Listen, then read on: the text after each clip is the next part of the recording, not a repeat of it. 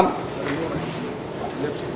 पंचायतों में और साथ ही जनपद आरईएस को जो राशि कंटिंजेंसी के माध्यम से प्राप्त होती है, ये जो मिसलेनियस खर्च के नाम से जिसको कटौती किया जाता है, मैंने प्रश्न किया था माननीय मंत्री जी से, उनका जवाब भी आया। तो मैं माननीय मंत्री जी से ये जानना चाहूँगा कि जो राशि ग्राम पंचायत, जनपद पंचायत और आरईएस को प्राप्त होता है, उसका उपयोग किस मद में किया गया है?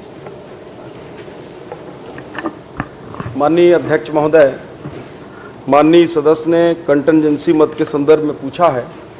तो कंटिंजेंसी मद चूँकि सभी कामों में उसको कंटिंजेंसी नहीं काटा जाता है, कुछ कामों में काटा जाता है और उसमें 2% जो राशि है उसमें 1% ग्राम पंचायत को और 1% में से आधा जनपद पंचायत को और आधा प्रतिशत जो निर्माण एजेंसी है आरईएस को मिलता है।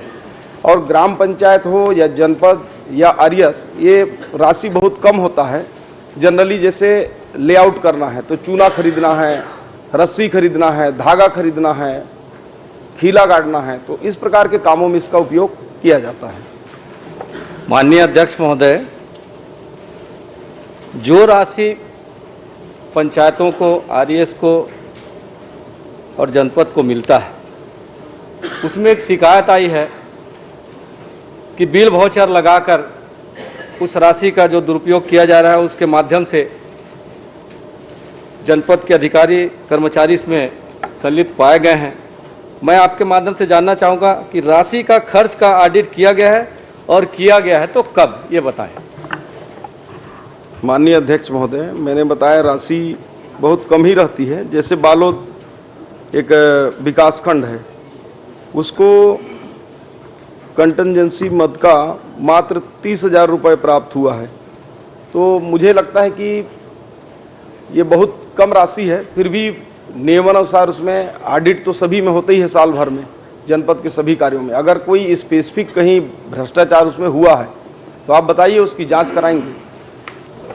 माननीय अध्यक्ष महोदय, पहले कंटिंजेंसी में जिला खनिज न्यास के तहत ग्राम पंचायत, जनपद पंचायत, आरईएस को राशि दी जाती थी। अभी विगत साल भर से ये राशि नहीं दिया जा रहा है, तो फिर उस राशि का उपयोग कहाँ पर किया जा रहा है और किस काम में किया जा रहा है?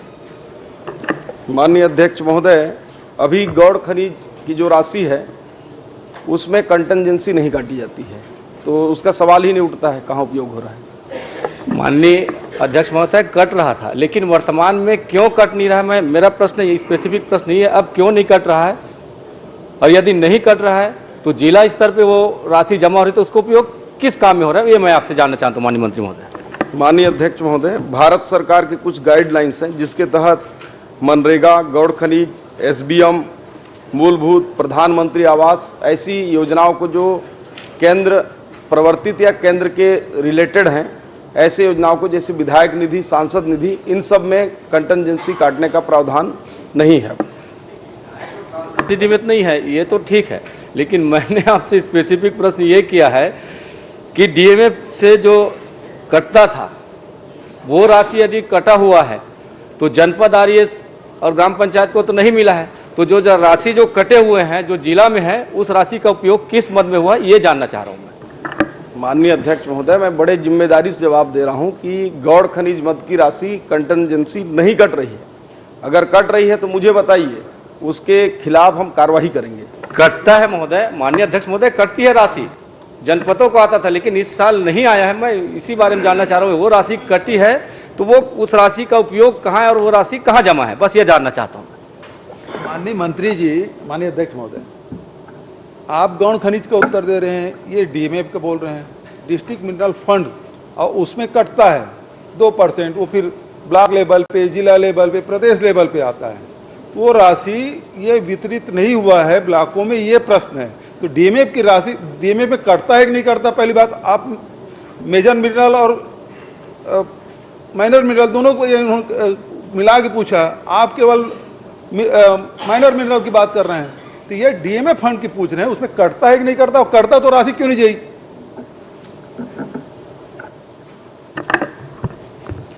माननीय अध्यक्ष महोदय, डीएमए में 2000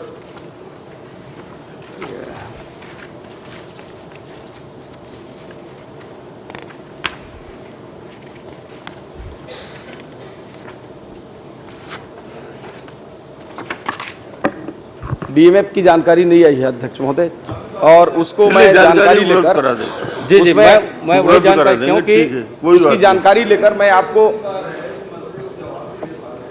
लेके नहीं आते नहीं, मैं गौड़ खनिज का व्यवस्था नहीं चाहिए कि जब मैंने बताया उत्तर है, लेकिन ये गंभीर मामला है माननीय लेकिन अध्यक्ष महोदय। गंभीर है, इसलिए बोल रहे हैं जानकारी मैं उसकी उपलब्ध करा डीएमएफ की देंगे। जानकारी लेकर दे देता चलिए हूं ठीक है। ठीक, उसमें नहीं चर्चा की बात नहीं है, उसमें डीएमएफ में चूंकि ये भी खनिज से संबंधित है और ये डीएमएफ का निर्माण एजेंसी कि इसमें कंटिजेंसी का प्रावधान नहीं है, मैंने पहले ही बताया है, उसमें कोई प्रावधान नहीं है, अगर है तो आप बताइए। चलिए ठीक है जी। सुशांत शुक्ला। ठीक ठीक, धन्यवाद।